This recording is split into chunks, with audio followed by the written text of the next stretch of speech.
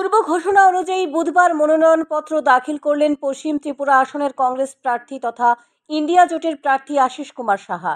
রাজধানীর রবীন্দ্র শতবার্ষিকী ভবনের সামনে থেকে কয়েক হাজার কর্মী সমর্থক নিয়ে ইন্ডিয়া জোটের প্রার্থী আশিস কুমার সাহা মনোনয়নপত্র দাখিল করতে যান।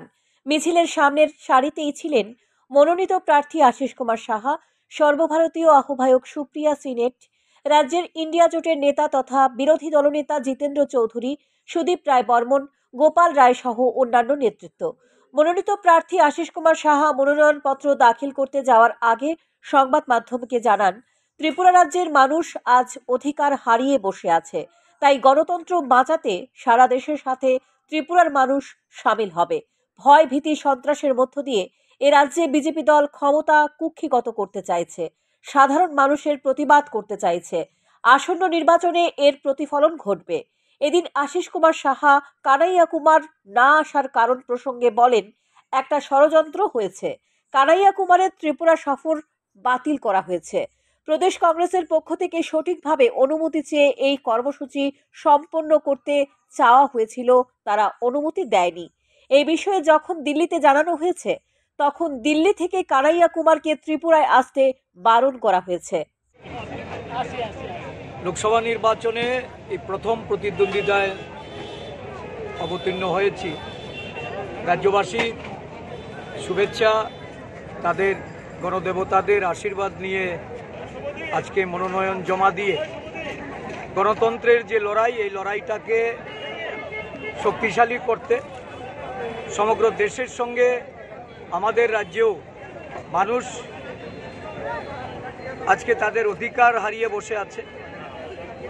ভয় ভীতি সন্ত্রাসের মধ্যে দিয়ে এই রাজ্যের বিজেপি দল ক্ষমতা কুক্ষিগত করতে চাইছে। সাধারণ মানুষ প্রতিবাদী হয়েছে। এদিকে জিতেন্দ্র চৌধুরী বলেন, 5 বছর অন্তর এটা একটা গুরুত্বপূর্ণ নির্বাচন। নতুন করে সরকার প্রতিষ্ঠিত হবে, তবে শুধু নতুন সরকার তৈরি করতে সীমাবদ্ধ নেই দেশবাসী। কারণ একদিকে যেমন দেশভক্ত ইন্ডিয়া জোট, অপরদিকে হলো যারা দেশকে লুট করছে তারা। স্বাধীনতার পর যে সম্পদ দেশে তৈরি হয়েছে তা শেষ করে দিচ্ছে এবং আরও সম্পদ শেষ করার জন্য প্রস্তুত হয়ে আছে। তাই এই বিজেপি সরকারের বিরুদ্ধে লড়াই দেশপ্রেমীদের বলে জানান তিনি। আরও বলেন, গত 6 বছর ধরে ত্রিপুরা রাজ্যে অপশাসন চলছে। শুধু তাই নয়, গত 10 বছরে দেশকে বিজেপি ধ্বংসের কিনারায় নিয়ে গেছে। তাদের হাত থেকে রক্ষা করার জন্য এই নির্বাচন অত্যন্ত তাৎপর্যপূর্ণ বলে জানান জিতেন্দ্র চৌধুরী। এটাও নিশ্চয়ই 5 বছর শেষে আরেকটা নির্বাচন, নতুন সরকার তৈরি হবে, বিভিন্ন দল বা জোটের তাদের কর্মসূচি রূপায়িত হবে। কিন্তু এবারের নির্বাচন শুধু নতুন সরকার তৈরি করার সেই ভোটের মধ্যে সীমাবদ্ধ নেই। একদিকে হলো আমরা ইন্ডিয়া ব্লক, দেশপ্রেমিক এবং যারা দেশ রক্ষার দেশভক্ত মানুষের জোট, আরেকদিকে হলো যারা দেশকে লুট করছে।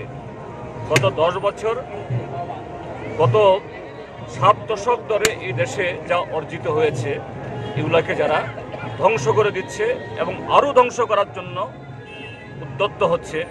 মিছিলে ইন্ডিয়া জোটের কয়েক হাজার কর্মী সমর্থক উপস্থিত ছিলেন।